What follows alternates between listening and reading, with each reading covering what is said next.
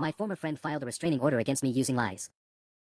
The envelope was waiting for me when I got back from my Tuesday evening seminar, wedged between my apartment door and frame like a paper guillotine. Court documents have a particular weight to them, not just physical, but the kind that makes your stomach drop before you even break the seal. Petition for restraining order screamed across the top in bold letters. Below it, my name, respondent, Sarah Chin. And then the name that made my hands shake, petitioner, Madison Riley. Madison. My roommate for 3 years at UC Davis. My maid of honor when she married Derek 2 years ago. The person who knew I was terrified of spiders and would come running at 2 a.m. with a cup and paper. Who had cried on my shoulder when her marriage fell apart 6 months ago and begged me to be a character witness in her custody battle. I sank onto my couch, still in my graduate program hoodie, and read the allegations with growing horror. According to the document, I had been systematically harassing and stalking Madison since September 15th. Today was October 3rd.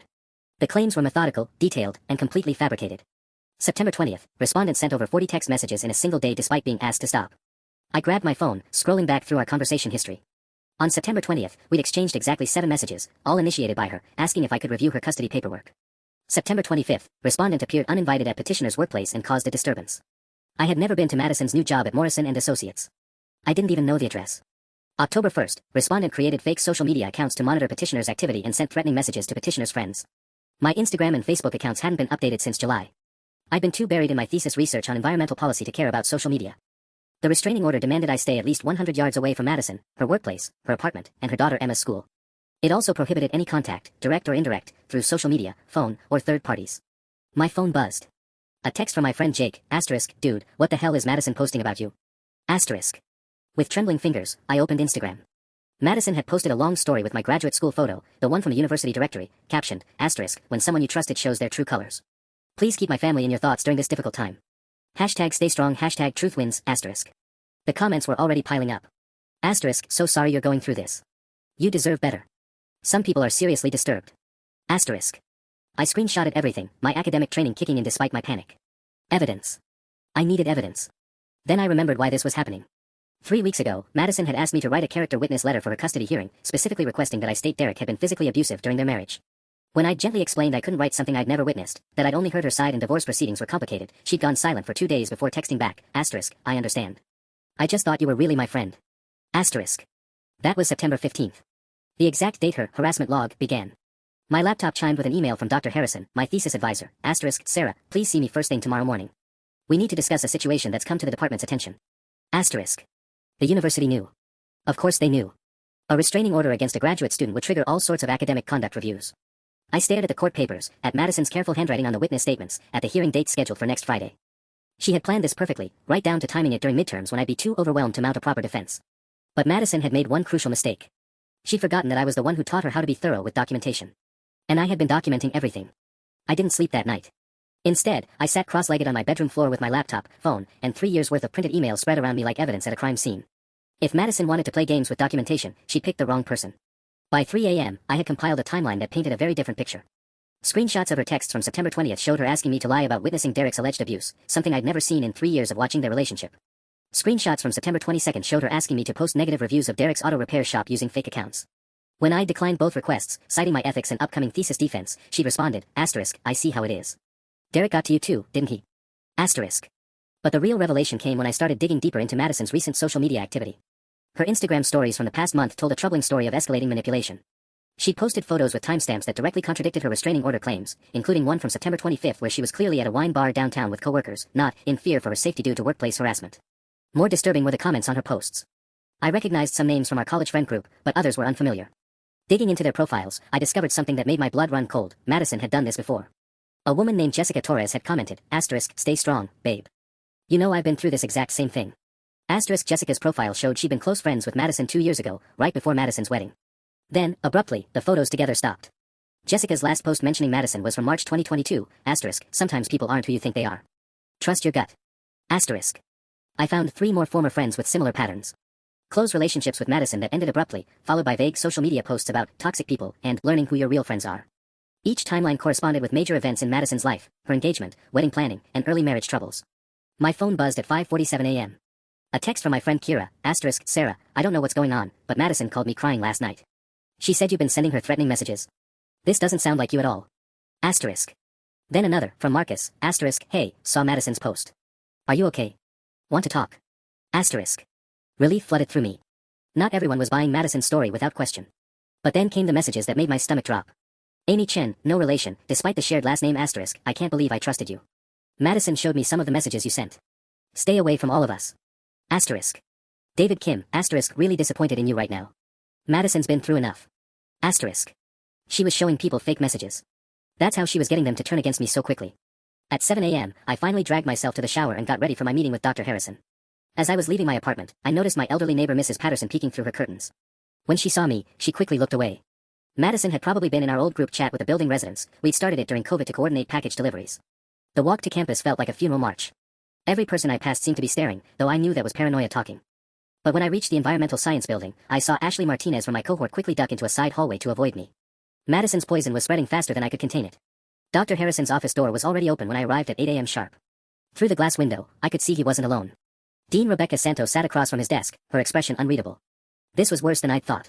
Please, have a seat, Sarah, Dr. Harrison said, his usual warm demeanor replaced by professional distance. Dean Santos offered a tight smile that didn't reach her eyes.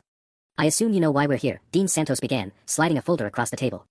The university received notification yesterday evening about legal proceedings involving you. A restraining order filed by. She glanced at her notes, Madison Riley. My mouth went dry. Dr. Harrison, Dean Santos, I need you to know that the allegations in that restraining order are completely fabricated. Madison is. Sarah, Dr. Harrison interrupted gently, we're not here to determine guilt or innocence. But we do need to discuss the implications for your academic standing. Dean Santos opened her folder.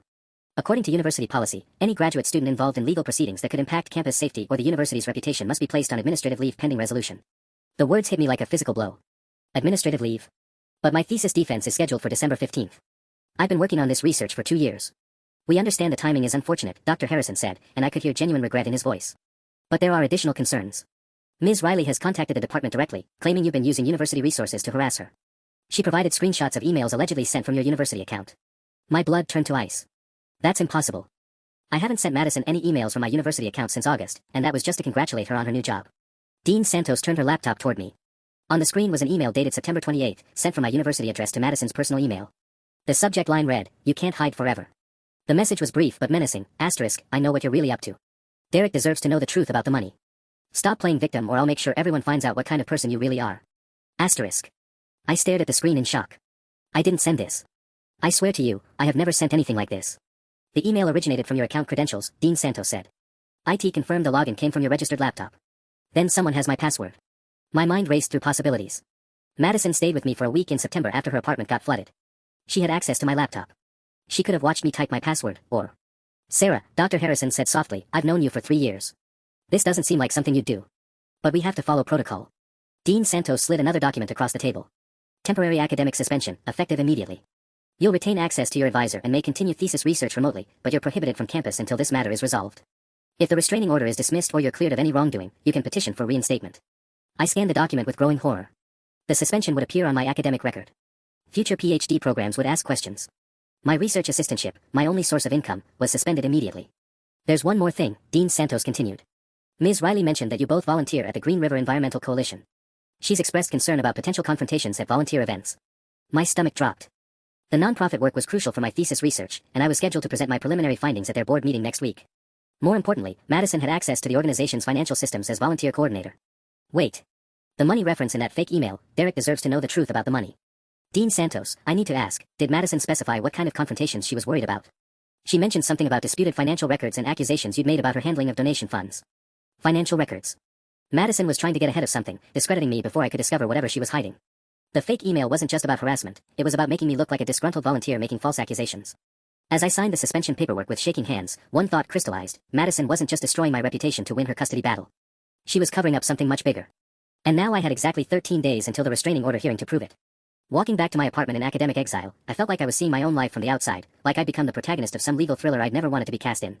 My phone had been buzzing nonstop since the meeting with Dean Santos, but I'd been ignoring it until I saw a call from Derek, Madison's ex-husband. Sarah. Thank God you answered. His voice was strained, exhausted. Look, I know this is weird given everything that's happening, but I need to ask you something. Has Madison ever mentioned anything about the Green River Coalition's donor database? I stopped walking. Derek, I can't really talk to you right now. The restraining order. She filed one against me too, he said quickly. 3 days ago. Same type of allegations. But Sarah, I think she's been using donor information from the nonprofit for something illegal. My heart started pounding. What do you mean? Emma let it slip last weekend when I had her for visitation. She was playing with Madison's laptop and mentioned that Mommy had a special list of rich people who help save trees. When I asked Emma to show me, Madison freaked out and claimed I was trying to steal her work documents. I ducked into a coffee shop, needing privacy for this conversation. Derek, I'm not supposed to have any contact. Just listen for 1 minute, he pleaded. Madison had access to major donor information through her volunteer coordinator role, right? Names, addresses, phone numbers, donation amounts, even some financial details for the corporate sponsors. Yes, I said slowly. She organized the annual donor appreciation events. Last month, my elderly neighbor Mrs. Chen, you remember her from the block parties, got scammed out of $12,000. Someone called claiming to be from an environmental charity she'd donated to before, said they were doing emergency fundraising for wildfire relief. They knew exactly how much she donated previously and when. The coffee cup slipped in my hands. Mrs. Chen donated to Green River Coalition. I remember her at the spring gala. There were 4 other people in our neighborhood who got similar calls. All of them had donated to environmental causes in the past year. The scammers had detailed information about their previous giving patterns. My mouth went dry. Derek, if Madison's been using nonprofit donor information for fraud. It gets worse. I've been tracking our joint credit card statements from before the divorce. The court requires it for asset division. In August, right after the Green River database was updated with new donor information, Madison made 3 cash advances totaling $8,000. She told me it was for Emma's school supplies and clothes. $8,000 for school supplies. When I questioned it, she said I was being controlling and financially abusive. That's when she first started talking about getting a restraining order. Derek's voice cracked. Sarah, I think she's been planning this character assassination campaign for months. Anyone who gets too close to discovering the money trail becomes a stalker or abuser. I thought about Jessica Torres and the other former friends whose relationships with Madison had ended abruptly. Derek, I need to ask you something, and please think carefully. Did Madison ever mention friends who she claimed were harassing her? Before me? Jesus, yes. There was Jessica. Madison said she became obsessed and jealous when Madison got engaged. Then Rachel from her book club, who supposedly started spreading rumors about Madison's parenting. And Connor from her CrossFit gym, who she claimed was sending inappropriate messages. A pattern. Madison had been systematically destroying anyone who might expose her, using the same playbook each time. But why had I become a target? Then I remembered, the volunteer appreciation dinner last month. I'd helped Madison reconcile the donation spreadsheets for the quarterly report, and I'd noticed several discrepancies in the corporate sponsor records. When I'd mentioned it, she'd brushed it off as database glitches and said she'd handle it. I'd been too distracted by thesis deadlines to follow up. But Madison knew I'd seen the inconsistencies. Derek, I said quietly, I think I know why she really wants me out of the picture. The conversation with Derek left me with a clarity I hadn't felt since this nightmare began, but also a terror that went deeper than Madison's lies about harassment. If she was running donor scams, and I'd seen those database discrepancies, then the restraining order wasn't just about silencing me for her custody battle, it was about keeping me away from evidence of felony fraud. I spent the rest of Wednesday building a timeline that connected Derek's theory to everything I knew. The corporate sponsor records I'd helped Madison organize showed donations from Hartwell Industries, $15,000, Cascade Construction, $8,500, and Morrison Environmental Services, $12,000. But when I cross-referenced those amounts with the deposit records Madison had shown me, the numbers didn't match. Hartwell's deposit was logged as $10,000, Cascade's as $5,500, and Morrison's as $7,000. Someone had skimmed $13,000 from corporate donations alone. Thursday morning brought a call from my thesis committee member, Dr. Patricia Wong. Sarah, I'm calling off the record, she said, her voice carefully neutral. I wanted you to know that someone contacted the Environmental Science Department yesterday asking about your research methods and academic integrity. My stomach clenched. Someone. They didn't identify themselves, but they claimed you'd been falsifying data in your Green River Coalition case study. They said you had a personal vendetta against the organization's staff. Dr. Wong paused. Sarah, your research has been exemplary. But these allegations, combined with the restraining order, the committee is concerned. Madison was trying to destroy my thesis. 2 years of research on nonprofit environmental impact, with Green River Coalition as my primary case study. If she could make my committee believe I'd falsified data or had ulterior motives, my entire graduate career would collapse. Dar. Wong, the person who called, did they mention specific concerns about my data? They claimed you'd been making allegations about financial improprieties without evidence, and that you'd been using your research as a pretense to harass staff members. Her voice softened slightly. Sarah, is there something you need to tell me about your relationship with this organization? I wanted to tell her everything, about the database discrepancies, about Derek's neighbor, about Madison's pattern of destroying people who got too close to the truth. But without concrete proof, it would sound exactly like what Madison was claiming, unfounded accusations from someone with a personal grudge. Dr. Wong, I promise you that my research has been conducted ethically. But I think someone is trying to discredit my findings because they don't want certain information to come to light. After hanging up, I realized Madison had made a crucial error. She'd contacted my department claiming I was making allegations about Green River Coalition's finances. But I'd never discussed my suspicions about the database discrepancies with anyone except Derek, and that conversation had happened after she filed the restraining order. How did she know I suspected financial improprieties unless she was guilty of them? My laptop chimed with an email that made my blood run cold. It was from Marcus, one of our mutual friends, forwarded from Madison. Asterisk, I'm sharing this with people who knew Sarah in college so they understand what I'm dealing with. She's been sending these kinds of messages for weeks. Asterisk. Attached were 3 screenshots of text conversations allegedly between Madison and me. The messages, supposedly from my phone number, were increasingly unhinged. Asterisk, you can't keep lying forever. Asterisk. Asterisk, I know about the money you stole. Asterisk. Asterisk, Derek and Emma deserve better than a thief. Asterisk. The timestamps showed these messages being sent at times when I could prove I was elsewhere, including during yesterday's meeting with Dean Santos. But Madison was smart. She'd sent them to our group chat, where 15 people could see them before I'd even known they existed. I screenshotted everything and noticed something odd about the message formatting. Madison had an iPhone, I had Android. But the fake messages from me showed iPhone formatting, blue bubbles instead of green, the wrong timestamp style, even the wrong font. She'd created these using an iPhone, forgetting that our text history would show the inconsistency. But my excitement over catching her mistake evaporated when I scrolled through Marcus's response and the replies from our friend group. Amy, asterisk, this is terrifying. I'm so glad you filed the restraining order. Asterisk. Jason, asterisk, should we be worried about her showing up at Emma's school? Asterisk. Kira, asterisk, Madison, have you considered changing your number? Asterisk.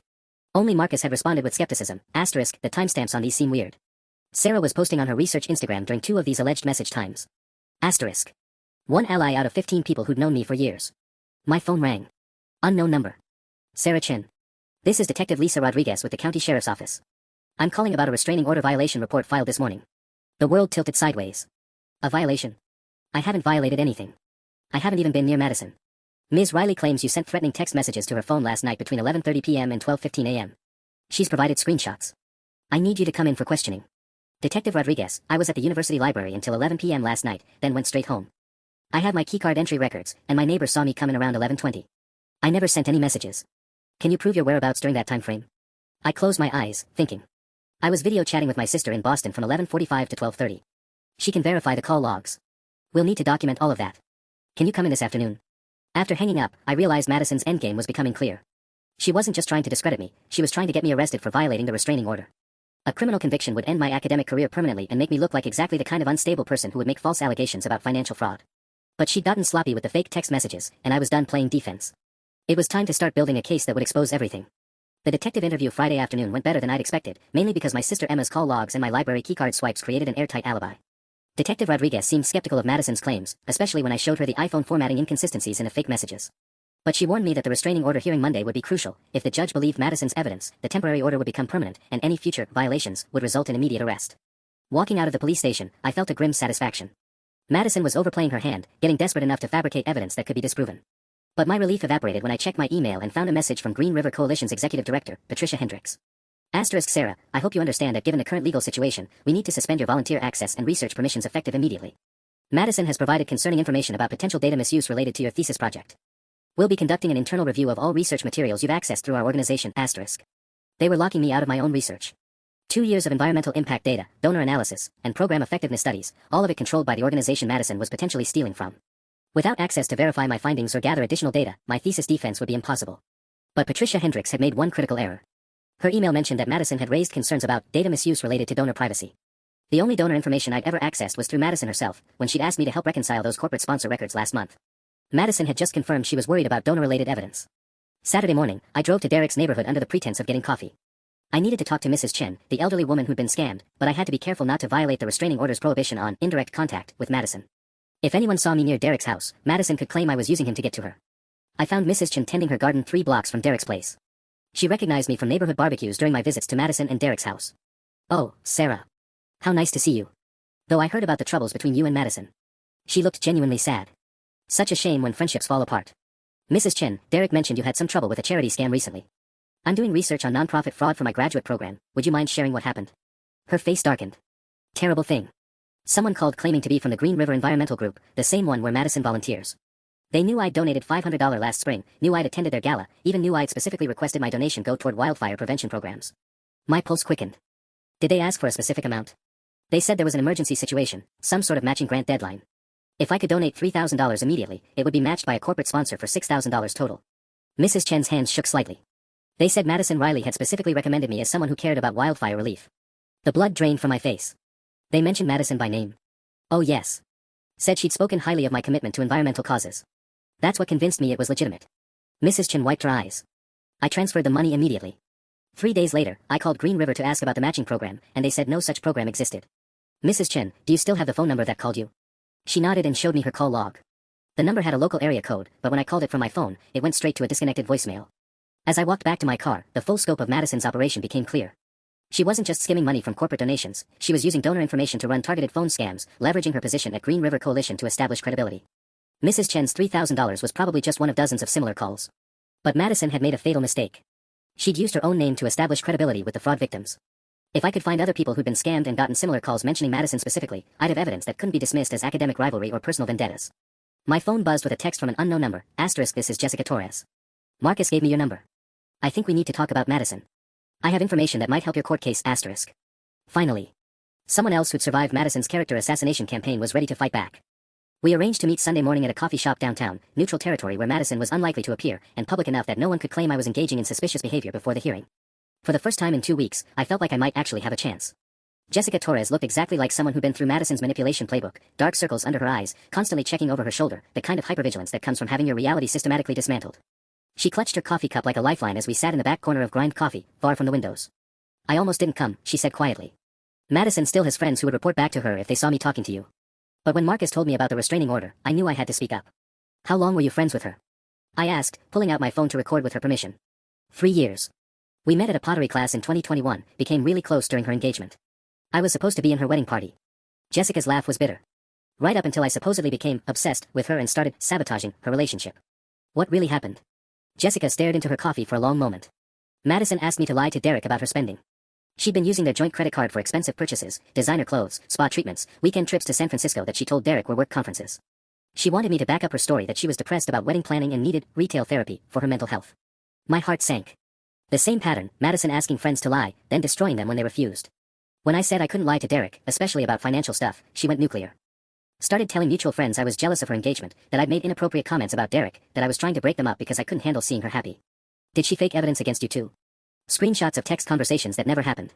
She was better at it back then, used some app that could mimic different phone interfaces. But I noticed she'd included details in the fake messages that only she would know, not me. Jessica pulled out her own phone. I saved everything. Screenshots of the real conversations, proof I was out of town during times she claimed I was harassing her, even testimony from Derek about her spending habits. She showed me a folder of screenshots. The similarities to my situation were chilling: fake messages, manipulated timestamps, false claims about workplace harassment.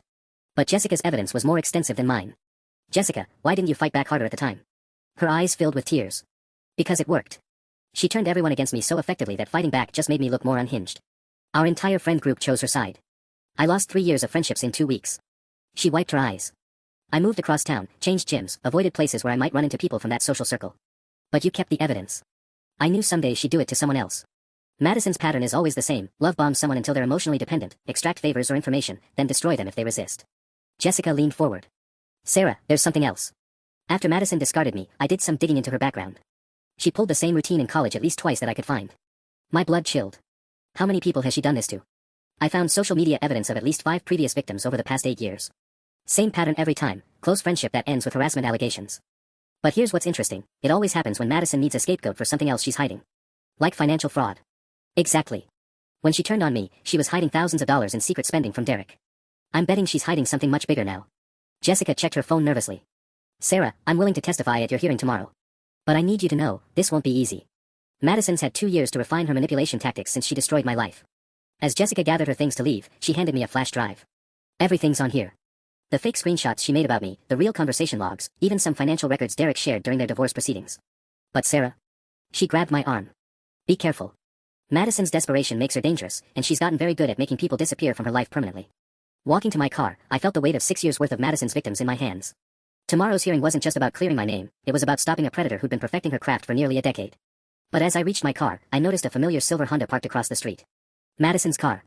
She'd been watching us. The hunt had just become mutual. I sat in my car for 20 minutes after spotting Madison's Honda, watching her watch the coffee shop through my rearview mirror. She'd positioned herself perfectly, close enough to see who I was meeting with, far enough away to claim coincidence if confronted. When Jessica finally emerged and walked to her own car, Madison waited exactly 3 minutes before pulling out and following her. My phone buzzed with a text from Jessica, asterisk, she's following me. This is exactly what she did before, documenting my stalking behavior while stalking me herself. Asterisk. The audacity was breathtaking, but also revealing. Madison was panicking enough to take huge risks. Following Jessica violated her own narrative about being a terrified victim, and doing it in broad daylight suggested she was more worried about what Jessica might tell me than about maintaining her careful facade. I drove home taking a deliberately circuitous route, checking constantly for Madison's silver Honda. When I was confident she'd stayed with Jessica, I called Derek from my apartment. She followed Jessica Torres from a meeting, I told him. Madison knows people are talking. Sarah, you need to be careful. Madison called me this morning claiming you'd been parked outside Emma's school Friday afternoon. Complete fabrication, but she's setting up another restraining order violation claim. My stomach dropped. I was at the police station Friday afternoon. Detective Rodriguez can verify that. That's not the point. Madison's creating a pattern of alleged violations right before tomorrow's hearing. Even if they're easily disproven, the judge will see an escalating situation. Derek's voice was strained. There's something else. Emma told me Madison's been practicing what to say if anyone asks her about mommy's work. She's coaching a 6-year-old to lie about financial records. The idea of Madison manipulating Emma made me sick, but it also confirmed we were close to something big. People don't coach children to lie unless they're hiding serious crimes. Derek, I need to ask you something, and please think carefully. During your marriage, did Madison ever mention specific wealthy donors from Green River Coalition by name? Like, talking about their personal lives or financial situations? Jesus, yes. She was obsessed with this couple, the Hartwell family. They own Hartwell Industries. Madison would come home from volunteer events with detailed stories about their marriage problems, their vacation homes, even their kids' expensive private schools. I thought it was just normal volunteer gossip. Hartwell Industries. The corporate sponsor whose donation records showed the largest discrepancy in Madison's database. Did she ever suggest you should network with wealthy donors for your business? Actually, yeah. Last spring she kept pushing me to join the Green River Coalition corporate sponsor golf tournament, saying it would be good for the auto shop. When I said I couldn't afford the $500 entry fee, she offered to pay it herself. Derek paused. Sarah, she was trying to get me access to potential fraud victims, wasn't she? The pieces clicked into place. Madison hadn't just been skimming donations and running phone scams, she'd been building a comprehensive operation to exploit Green River Coalition's entire donor network. Corporate sponsors, individual donors, even small business owners like Derek who could be manipulated into networking opportunities that were actually intelligence gathering for future fraud. My laptop chimed with an email from an address I didn't recognize, greenriverwhistleblower@protonmail.com. The subject line read, "You're not the only one asking questions." The message was brief, asterisk, "I work in accounting at Morrison Environmental Services. We've been investigating discrepancies in our charitable donations. Green River Coalition cashed our $12,000 check in August, but they claim they only received $7,000 from us. Someone is stealing $5,000 from every corporate donation we make. If you have information about financial irregularities at Green River Coalition, please contact me. Lives are being destroyed to cover up this fraud." Asterisk. Morrison Environmental Services, another corporate sponsor from Madison's database. Someone inside their accounting department had noticed the same discrepancies I'd spotted, and they were actively investigating. I stared at the email, realizing that tomorrow's restraining order hearing had just become about much more than harassment allegations. Madison wasn't just trying to silence me, she was trying to stop a financial investigation that could expose years of systematic fraud involving multiple victims and potentially hundreds of thousands of dollars. But now I had allies, evidence, and less than 18 hours to coordinate everything into a defense that would not only clear my name but bring down Madison's entire operation. The real battle was just beginning. The Morrison Environmental Services whistleblower agreed to meet me at 6 a.m. Monday morning, 2 hours before my restraining order hearing. Patricia Kim turned out to be a sharp-eyed forensic accountant who'd been tracking donation discrepancies across multiple environmental nonprofits for 6 months. Green River Coalition isn't the only organization being hit, she explained, spreading printouts across the diner table. We've identified similar patterns at 3 other nonprofits in the region. Someone with access to donor databases has been systematically skimming corporate donations and using the information for targeted fraud schemes. She showed me Morrison Environmental's bank records, a $12,000 check written to Green River Coalition in August, deposited and cleared within 48 hours. But Green River's thank you letter acknowledged only a $7,000 donation. The clever part is the amount stolen, Patricia continued. Always enough to matter, $3,000 to $8,000 per donation, but not enough to trigger automatic audits. Most corporations don't cross-reference their charitable giving with recipient acknowledgments. My hands shook as I showed her Jessica's evidence file. Patricia, I think Madison Riley is your thief. She's the volunteer coordinator with access to all donor information, and she's been systematically destroying anyone who gets close to discovering the fraud. Patricia's eyes widened as she scrolled through the fake harassment screenshots, the timeline of Madison's previous victims, the pattern of character assassination campaigns. Sarah, this is sociopathic behavior. How long do you think she's been running this operation? Based on Jessica's research, at least 3 years. But probably longer. I pulled up the corporate donor spreadsheet I'd helped Madison organize. Look at these numbers. If she's been skimming 30 to 40% from every major corporate donation, we're talking about hundreds of thousands of dollars. Jesus. Patricia photographed everything with her phone. Sarah, I need you to know, Morrison Environmental isn't the only corporation asking questions. Hartwell Industries contacted us last week about similar discrepancies. Their CEO received a cold call from someone claiming to represent Green River Coalition, asking for an additional, emergency donation of $25,000. The blood drained from my face. Did they pay it? No, because Michael Hartwell called Green River Coalition directly to verify. When the nonprofit said they'd never made such a call, Hartwell started digging into their previous donations. That's when they discovered the same pattern. They donated $15,000, but Green River's records showed only $10,000 received. Madison was escalating. The elder fraud scheme targeting people like Mrs. Chen was apparently just the beginning. Now she was attempting massive corporate fraud using Green River Coalition's reputation. Patricia, can you testify about the corporate donation discrepancies at my hearing today? She checked her watch. I'll be there. But Sarah, you need to understand, if Madison is as manipulative as these records suggest, she'll have prepared for this possibility. Sociopaths don't just have one backup plan. As if summoned by her words, my phone buzzed with a text from an unknown number, asterisk, drop the financial allegations or Emma gets hurt. Some accidents can't be prevented. Asterisk. My blood turned to ice. Madison was threatening her own daughter. Patricia saw my expression and grabbed my phone. Screenshot this immediately. She just escalated from harassment to criminal threats involving a child. Patricia, I have to call Derek. If Madison's desperate enough to threaten Emma, call him now. And call the police. This text message changes everything about your hearing today. As I dialed Derek's number with shaking fingers, I realized Madison's desperation had finally pushed her into making a mistake that couldn't be explained away by claims of friendship drama or academic rivalry. Threatening harm to a child was criminal behavior that even her most loyal supporters couldn't rationalize. But it also meant Madison had nothing left to lose, which made her more dangerous than ever. Derek answered on the first ring, his voice tight with panic. Sarah, thank God. Madison just called saying she's taking Emma out of state for an extended visit with her mother. I think she's running. Derek, you have to stop her, I said, my voice tight with panic as I gripped the phone. That text message wasn't just a threat, it was a warning. She's planning to disappear with Emma before the hearing. I'm already in my car heading to her apartment, but Sarah, legally I can't stop her from traveling with Emma unless I can prove immediate danger. The custody agreement allows her to take Emma out of state for up to 2 weeks without my permission. Patricia was frantically typing on her laptop. Sarah, ask him if Madison has access to any of the stolen money.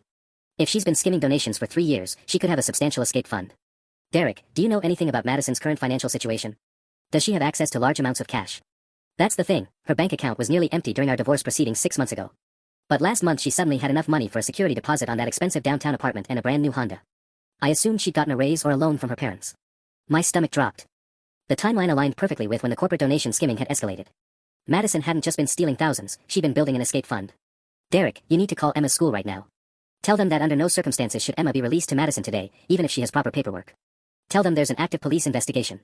As Derek hung up to call the school, Patricia showed me her laptop screen. Sarah, I've been cross-referencing corporate donor records while you were talking. In the past 60 days alone, Madison has had access to donor information worth over $400,000 in total donations. If she's been skimming consistently, she could have stolen $120,000 or more. Enough to disappear permanently. More than enough. But there's something else. Patricia's phone rang, interrupting her. She answered quickly, Patricia Kim. What? Are you sure?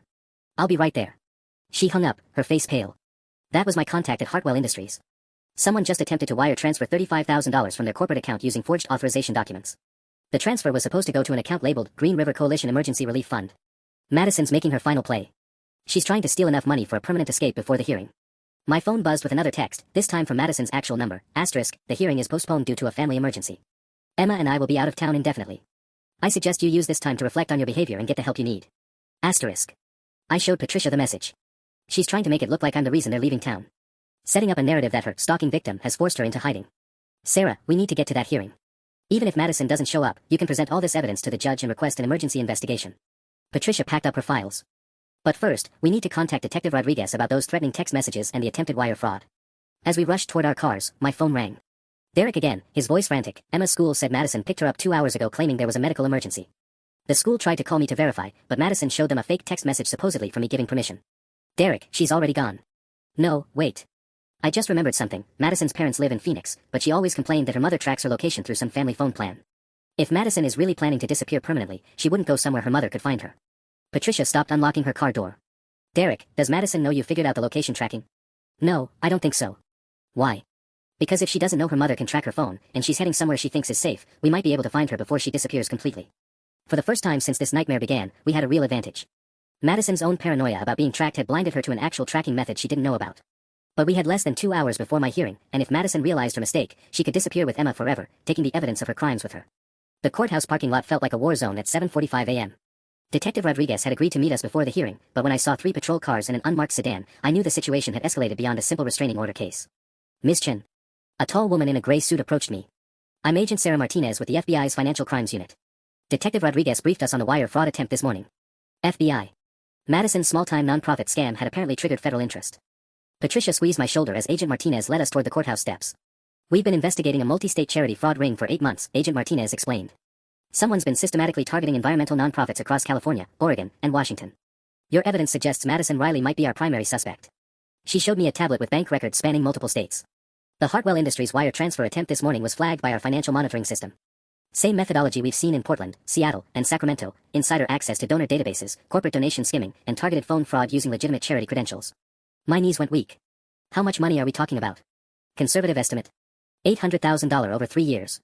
But if she's been operating longer than we initially suspected, potentially over $1 million. Patricia pulled up the corporate donor analysis on her laptop. Agent Martinez, look at this pattern. Madison Riley had volunteer access to every single organization that's been hit. She organized donor appreciation events for Green River Coalition, helped with database management for Cascade Wildlife Foundation, and even did temporary bookkeeping for Northwest Environmental Alliance. Jesus Christ, Agent Martinez muttered, scrolling through the data. She's been building a network across multiple nonprofits, gaining access to donor information, then systematically exploiting every organization she's touched. My phone rang, Derek, calling from his car. Sarah, I found her. Madison's mother just called me, panicking. Madison showed up at her Phoenix house this morning claiming you'd been threatening Emma and she needed somewhere safe to stay temporarily. Did you tell her mother about the fraud investigation? That's the thing, I didn't have to. Mrs. Riley said Madison was acting extremely paranoid, insisting they needed to disappear completely and asking her mother to withdraw $40,000 from her retirement account for security purposes. Her mother refused and called me because she was worried Madison was having some kind of mental breakdown. Agent Martinez gestured for me to put the call on speaker. Derek, this is Agent Martinez with the FBI. Is Madison currently at her mother's residence? As far as I know, yes. But Mrs. Riley said Madison keeps talking about driving to Mexico tonight. She's terrified something's wrong with her daughter's mental state. Derek, we need Mrs. Riley to keep Madison there without alerting her that law enforcement is involved. Can you call her back and suggest she should encourage Madison to rest before making any major decisions? I can try, but Mrs. Riley said Madison seemed desperate. She's convinced that Sarah has somehow turned the entire legal system against her. I felt a chill run down my spine. Even facing federal fraud charges, Madison was still maintaining her victim narrative, probably even believing it herself at this point. Agent Martinez checked her watch. Your hearing starts in 45 minutes, but given the federal investigation and the child welfare concerns, I'm going to request an emergency postponement so we can coordinate with Phoenix PD to ensure Emma's safety. What happens to the restraining order? With the evidence of fabricated harassment claims and financial fraud, combined with threatening text messages about a child, the restraining order will likely be dismissed immediately. But Sarah, Agent Martinez looked at me seriously. Madison Riley is facing federal felony charges that could result in 20 years in prison. Desperate people make dangerous decisions. As if summoned by her words, my phone buzzed with a final message from Madison: this isn't over. You've destroyed my life, but I'll make sure you understand what that feels like. The hunt was about to become a manhunt. The Phoenix PD call came through Agent Martinez's radio at exactly 9:23 a.m., just as Judge Richardson was reviewing the FBI's emergency motion to postpone my hearing. Agent Martinez, we have a problem. The suspect and child are not at the Phoenix residence. Mrs. Riley says her daughter left around 7 a.m. claiming she needed to get Emma breakfast, but neighbors report seeing Riley loading multiple suitcases into her vehicle. My blood turned to ice. Madison had somehow realized we were closing in. Agent Martinez's jaw tightened as she responded, any indication of their destination? Mrs. Riley found a handwritten note in her guest bathroom. Quote, Mom, Sarah Chen has destroyed everything I built. I have to protect Emma from the lies everyone will believe. We're going somewhere safe until I can prove the truth about what really happened. Don't trust anyone who claims to be helping. Love, Madison. Judge Richardson leaned forward from the bench. Agent Martinez, given the federal investigation and apparent flight risk involving a minor child, I'm issuing an emergency custody order placing Emma Riley in protective services upon location. The restraining order petition is dismissed due to evidence of fabricated claims. Relief flooded through me, but it was overshadowed by terror for Emma. Madison wasn't just running from fraud charges, she was spiraling into complete delusion, dragging her 6-year-old daughter into a nightmare where everyone except Madison was the enemy. Derek's voice cracked through the speakerphone. Agent Martinez, Madison's mother just remembered something. Madison asked detailed questions last night about which border crossings into Mexico don't require passports for children with birth certificates. Mrs. Riley didn't think much of it at the time. Border crossings, Agent Martinez muttered, typing rapidly on her phone. We need to alert Customs and Border Protection immediately. If she's heading for Mexico with a child who doesn't have passport documentation, she'll need to use smaller crossing points. Patricia, who'd been quietly analyzing financial data on her laptop throughout the hearing, suddenly looked up with alarm. Agent Martinez, I just found something disturbing. Madison Riley opened 3 new bank accounts in the past week using Green River Coalition's tax identification number. She's been moving money between accounts, creating a paper trail that makes it look like the nonprofit itself authorized the transfers. She's trying to frame the entire organization. I asked. Worse than that. Look at these deposit records. Patricia turned her laptop screen toward us. She deposited $47,000 into an account labeled Green River Coalition Legal Defense Fund 2 days ago, then immediately transferred the money to an account called Emma Riley Education Trust. If she gets caught, she can claim she was protecting donation money from a corrupt organization. Agent Martinez studied the banking records with growing concern. This level of financial manipulation combined with the fabricated harassment evidence suggests we're dealing with someone who's been planning this exit strategy for months. She's not just running, she's trying to rewrite the entire narrative so that she becomes the whistleblower exposing nonprofit corruption instead of the perpetrator. My phone buzzed with a text from an unknown number. Check Madison's Instagram story. Something's very wrong. I opened Instagram with shaking hands. Madison had posted a video from what appeared to be a gas station, Emma visible in the background eating a snack. The caption made my stomach drop. Day 1 of protecting my daughter from people who want to destroy our family. Emma and I are safe, but we can't come home until certain individuals stop spreading lies about our nonprofit work. If something happens to us, know that we tried to expose the truth about financial corruption. Some people will do anything to silence whistleblowers. Hashtag truth matters, hashtag protecting my child. She was creating a public record that portrayed her as the victim and whistleblower, Emma as an endangered child, and me as the dangerous pursuer. Thousands of people would see this narrative before anyone could present the real evidence. But Madison had made a crucial error. The gas station in her video had clearly visible signage, Desert Springs Travel Plaza, mile marker 127. Agent Martinez was already coordinating with Border Patrol. That's Highway 85, approximately 40 miles north of the Mexican border. If she's maintaining her current trajectory, she'll reach the Lukeville crossing in less than 2 hours. Can they stop her? They can try. But Sarah, Agent Martinez looked at me grimly. Madison Riley has spent 3 years perfecting the art of making herself look like the victim. Even when she's arrested, she'll claim this entire federal investigation is harassment orchestrated by you. Emma was running out of time, and Madison's final manipulation was just beginning. The Border Patrol call came through at 11:47 a.m., crackling with static through Agent Martinez's radio. Vehicle matching the Bolo alert was spotted at the Lukeville checkpoint 15 minutes ago, but the driver produced valid documentation for both herself and the child. They were waved through into Mexico. My heart sank. She made it across. Agent Martinez shook her head grimly. That's not the worst part. The border agent said the woman was extremely cooperative, even chatty. She told them she was taking her daughter on a surprise trip to visit family friends in Puerto Penasco, showed photos on her phone of previous trips there, had hotel reservations printed out. Everything looked completely legitimate. Derek's voice came through the courthouse speakerphone, hollow with despair. That sounds exactly like Madison. She probably planned this backup story months ago, complete with fake family friends and fabricated travel history. But Patricia was frowning at her laptop screen. Wait. Something doesn't add up here. She turned the computer toward Agent Martinez. Look at these banking records again. Madison transferred $47,000 2 days ago, but her credit card was used this morning to pay for gas in Arizona.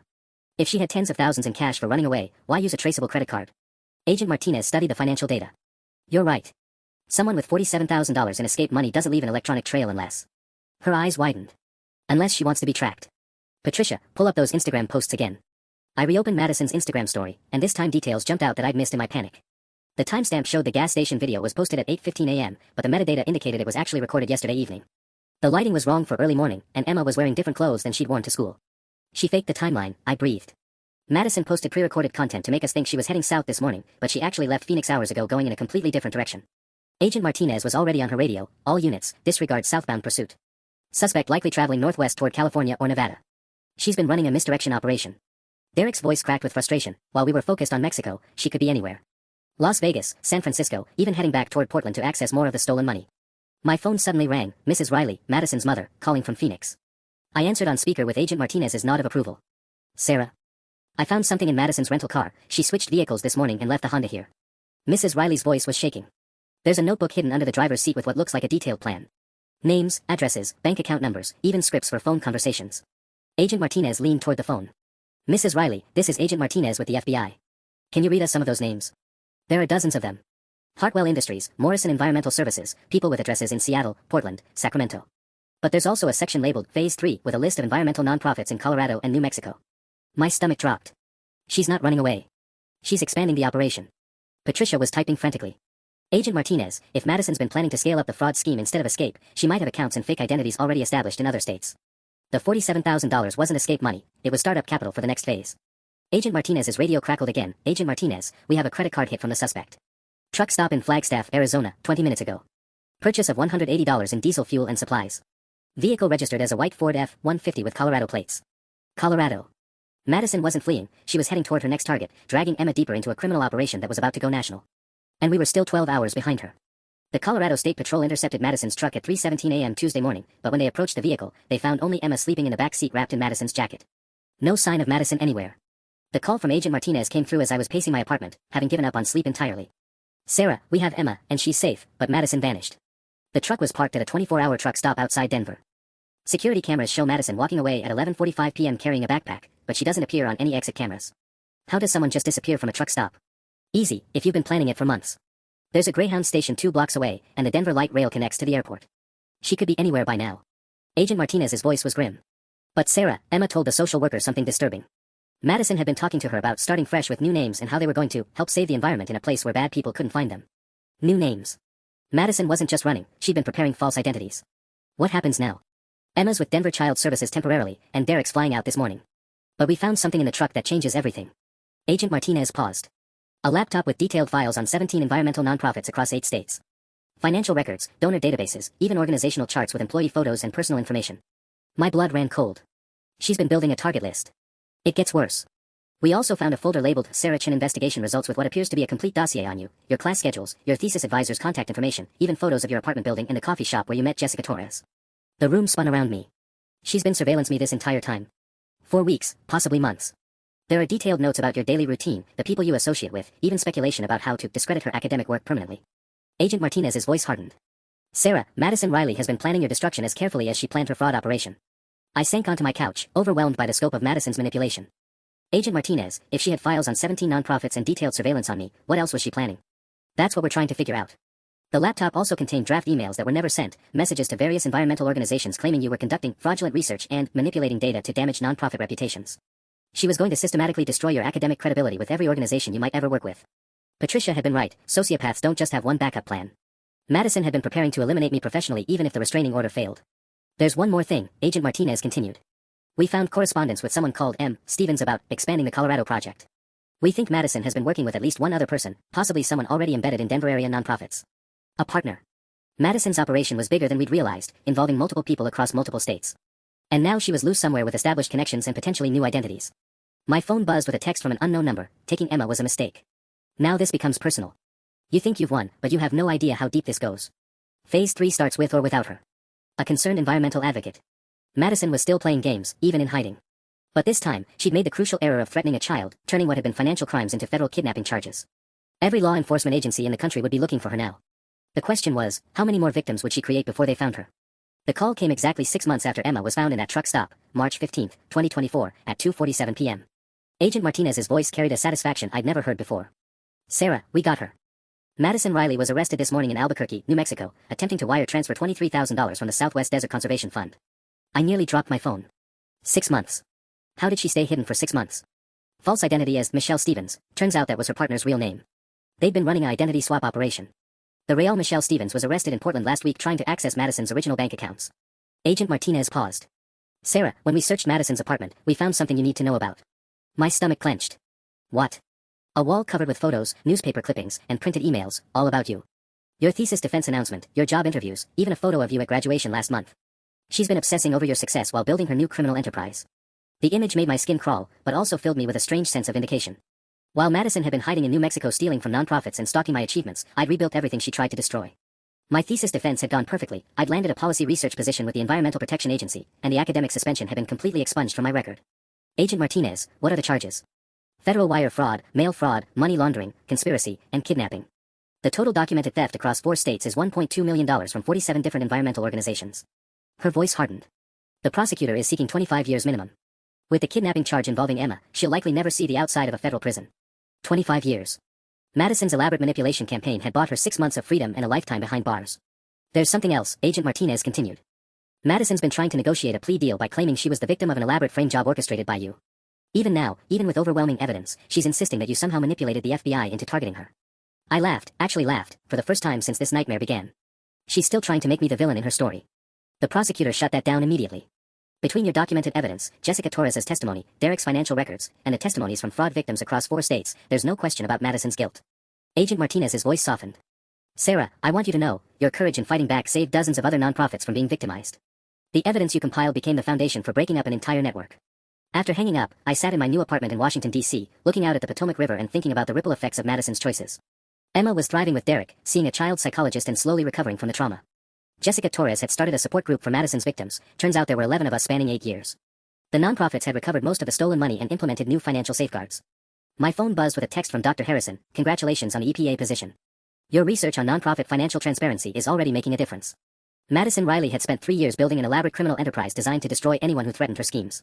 In the end, her obsession with controlling the narrative had become the very evidence that ensured her permanent removal from society. The restraining order that started this nightmare had been based on lies. But the federal prison sentence that ended it was built on an unshakable foundation of truth. Sometimes justice takes time, but it's always worth the wait.